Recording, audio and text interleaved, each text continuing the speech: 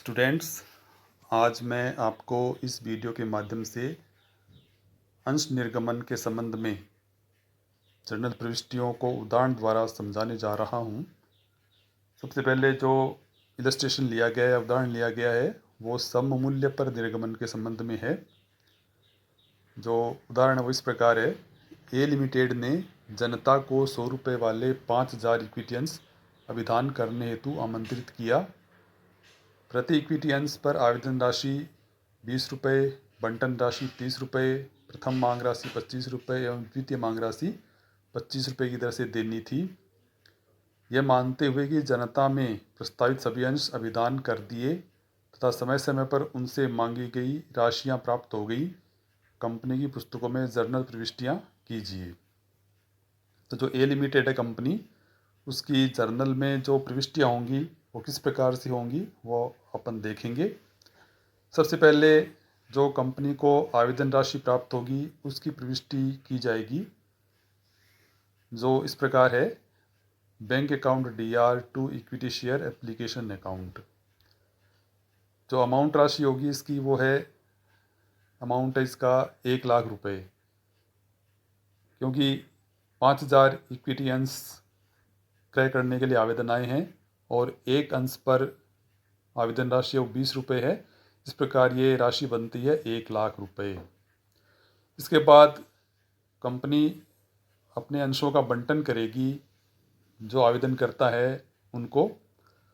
तो यहाँ पे पूरे 5000 अंशों को क्रय करने के लिए आवेदन आ चुके हैं, तो कंपनी पूरे 5000 अंशों का बंटन कर देगी। और जो बंटन पे जो प्रविष्टि होगी वो इस प्रकार होगी। Equity share application account DR to equity share capital account.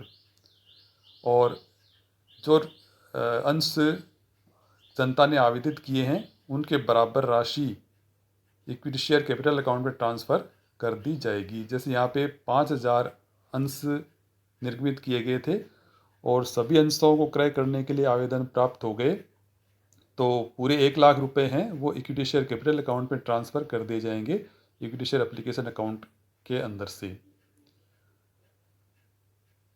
ये जो प्रविष्टि है ये उन्हीं अंशों की संख्या से की जाती है जितनी संख्या में बंटन किया गया है। कई बार ये होता है कि जितने अंश निर्गमित किए गए हैं उससे कम आवेदन आते हैं, तो कंपनी जितने आवेदन है उतने अंशों का बंटन कर सकती है। और कई बार क्या है कि जितने अंश निर्गमित किए उससे अधिक अंशों को क्रय करने के लिए आवेदन आ जाते हैं, लेकिन कंपनी अंशों का बंटन उतना ही कर सकती है जितना उसने अंशों का निर्गमन किया है। इसके बाद जो अगली प्रविष्टि होती है वो बंटन राशि ड्यू होने की या बंटन राशि देय होने की प्रविष्टि की जाती है, जिसकी प्रविष्टि इस प्रकार होगी।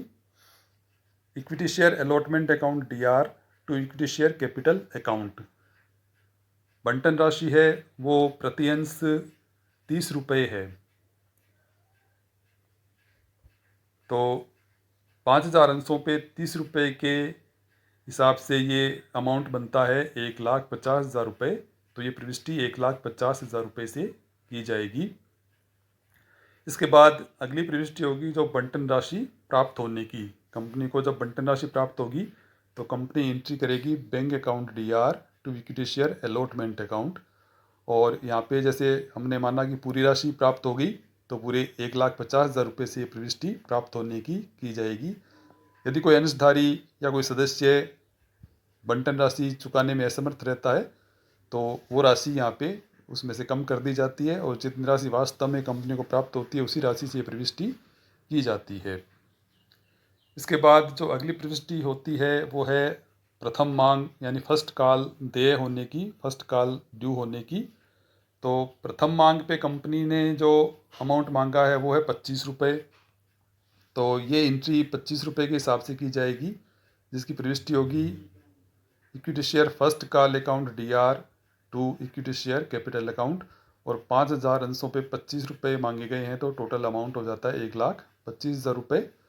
इसी प्रकार प्रथम मांग के प्राप्त होने की प्रविष्टि की जाएगी, जो होगी bank account DR to equity share first call account.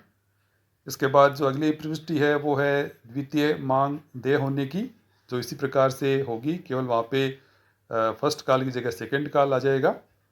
जो एंट्री है वो इस प्रकार है। Equity share second call account DR to equity share capital account, amount वही 25 रुपये के हिसाब से मांगा है, तो अमाउंट वही होगा टोटल 1,25,000 रुपये।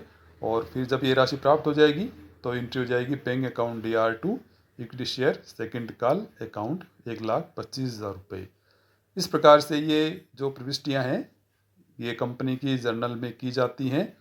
तो ये आपने देखा कि जब सममूल्य पे कंपनी अंशों का निर्गमन करती है तब किस प्रकार से प्रविष्टियाँ की जाती हैं।